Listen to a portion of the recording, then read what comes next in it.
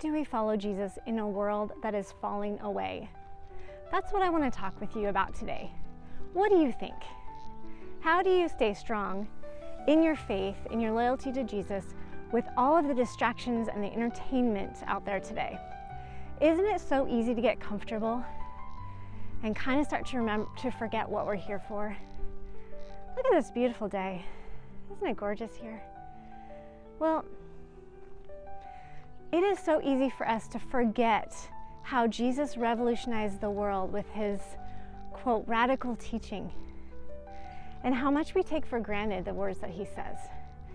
If you open your New Testament and start to look where all the red letters are, you will see right off the bat, there's some radical things that Jesus says, like, man should not live by bread alone, but by every word that proceeds out of the mouth of the Father.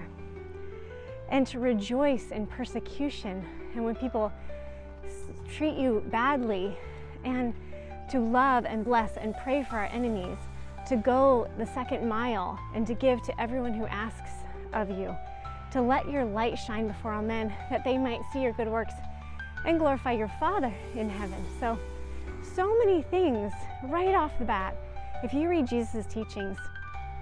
And I wonder, my question is, do we take those as options, or do we take them as what we need to live by?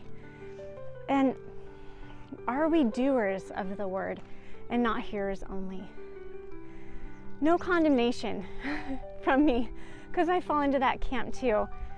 Sometimes I find myself thinking that the thing that God's asking me to do, well, that feels like an option right now. Like maybe respect your husband, and don't be angry at your brother and sister, or give to all who ask you, or whatever, fill in the blank. What is the thing for you that when you hear the Lord saying, you're like, is there a plan B? Is there an alternate option here?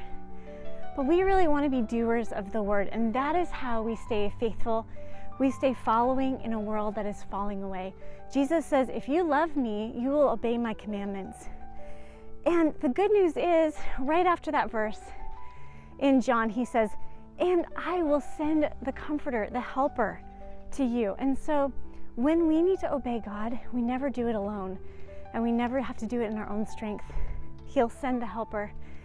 And in 1 John, he says, this is how you love God, by obeying him, and his commandments are not burdensome.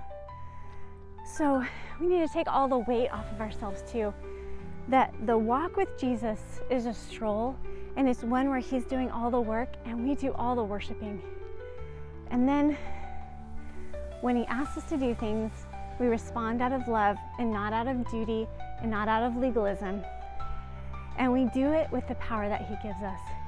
And that is how we will not fall away from Jesus. No matter what the world does, we can stay strong.